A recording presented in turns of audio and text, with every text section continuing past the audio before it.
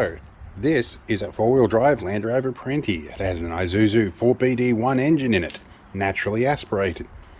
This is a six-wheel drive, or 6x4 until you engage the center diff lock and the PTO drive works, and then it's a six-wheel drive.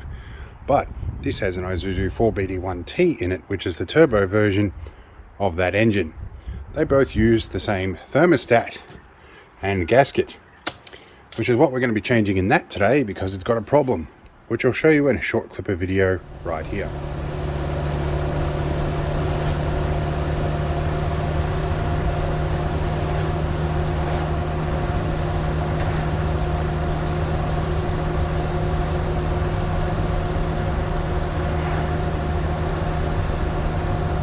So the general consensus is that the thermostat is sticking. Now, this is pretty cold, and I think the top hose is empty. I think I might have a coolant leak I've got to track down somewhere else as well. Being an ambulance variant, this has these additional hoses down here that go off to the heater in the rear module. That could be some of my problem, I don't know. Normally you're supposed to drain, according to the manual, 4 litres out of this to get enough coolant clear to do this, and then you top it up through this knob here.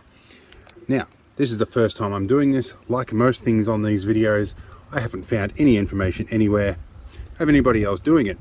So I'm doing a video on it. So I'm bound to get a few things wrong, so shoot me.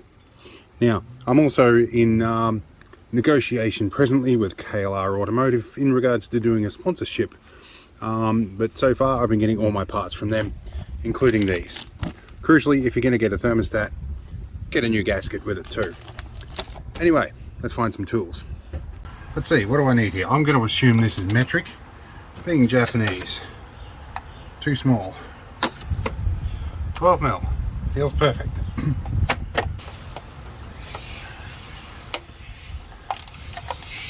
Loosen that one, this has still got original paint on it. We'll take the terminal off the temperature sensor there. Oh, I'm going to have to use a spanner for that one.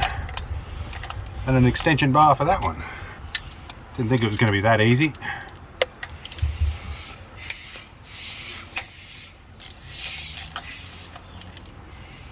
Yeah, definitely going to need a spanner for that.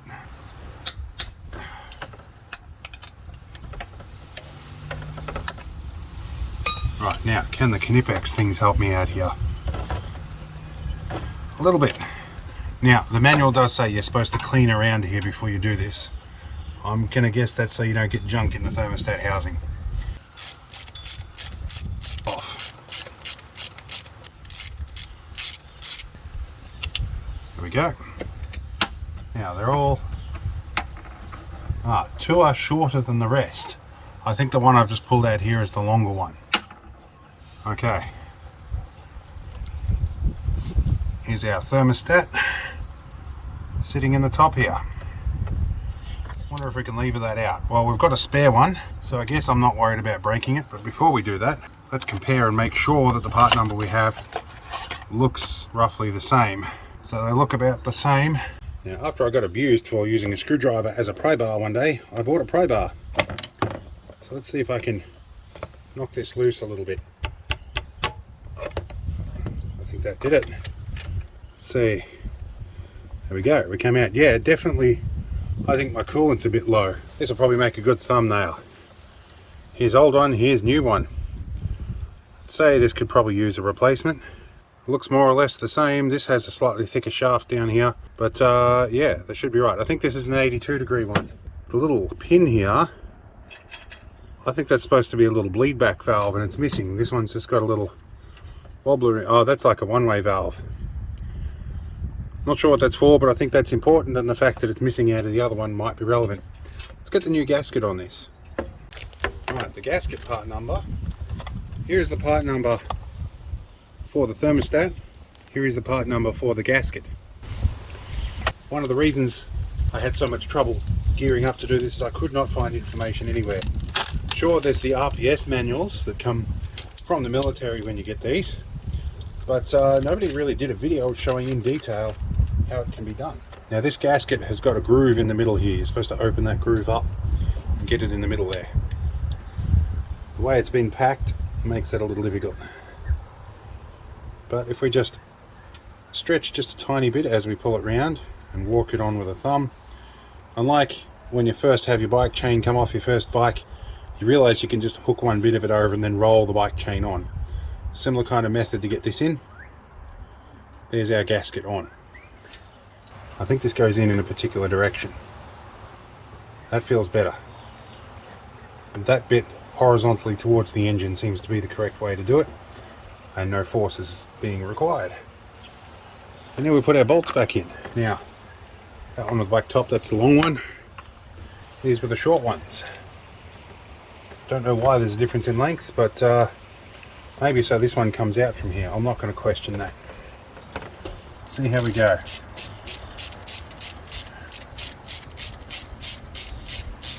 Now, it is quite a cold day today. It's about 8 degrees Celsius out here. So I expect most of this coolant has probably retracted back in there, and that could be some of what's causing my problems.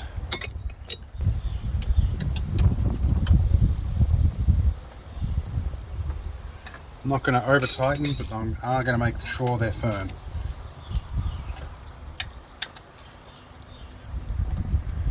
Alright. This has got thread tape on it by the looks too. I may have to find some thread tape. But generally this is how I bleed the system when I'm filling it up. Right, let's get some demineralized water. Just a little bit at a time.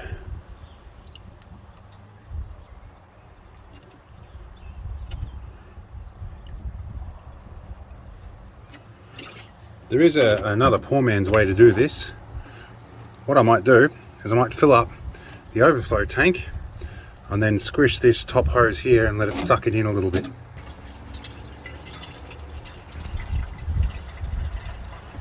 Alright, fresh bottle.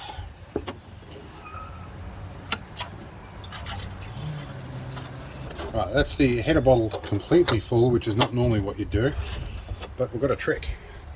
Now the idea here is we create positive and negative pressure and it pumps it back into that top hose.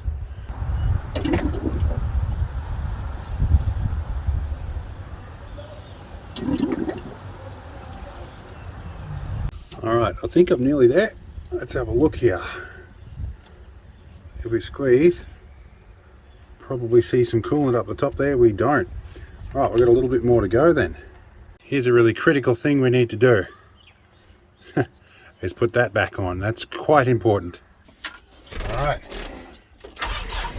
Now we run it for a couple of minutes. Where's my GPS thingy? Moments later. Alright, 2 minutes has passed. Let's go see what it's like under the bonnet. Alright, so instructions say once you run it for 2 minutes, open this back up and top it up. Feels like there's water flowing through there. The thermostat will not have popped at this point, so all the fluid will be diverting underneath here, not through this top bit here.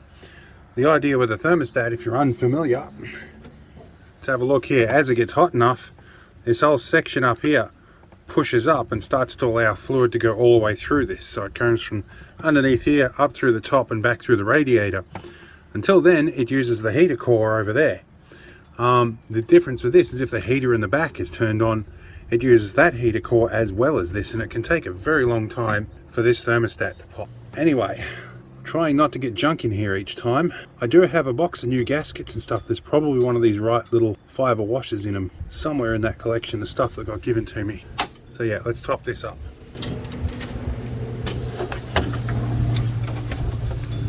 That big deep sound you hear up there, that's CJ6A Nanchang that I've flown in and done aerobatics with. There's that CJ6A Nanchang. I've been up in that doing those same aerobatics. It's good stuff. So, note to self, get a better phone bracket.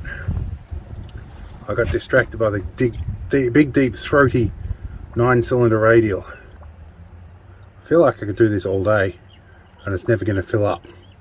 It's one of these things. I should probably find a funnel or something. Many months later. Alright, we're finally at a point where the water's no longer going in, and I think I realise what this is. Now I've had a bit of a think about it. whilst I just spent like 20 minutes pouring water in. We're going to grab the other thermostat and have a look.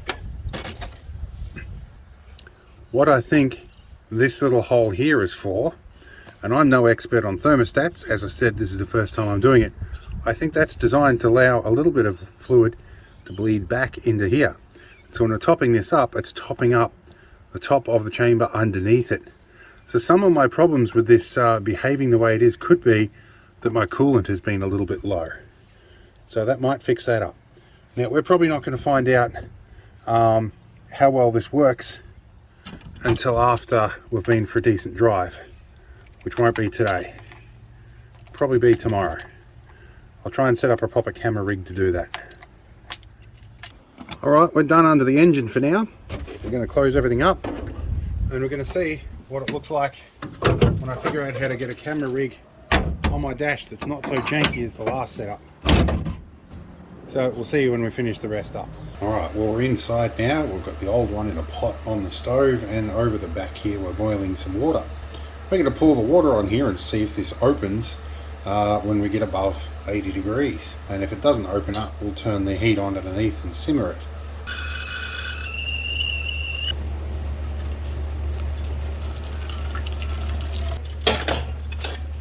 Let's see here, let's roll it back in position. Has it opened up? It doesn't appear to have opened. Could be a sticky thermostat. What we're looking for is a change in this little gap up here. This little flange should pop up. But I think this is supposed to be about an 83 degree one. We're probably well above that right now. But if this water is bubbling and we're loosely near sea level here, that should be pretty close to 100 degrees.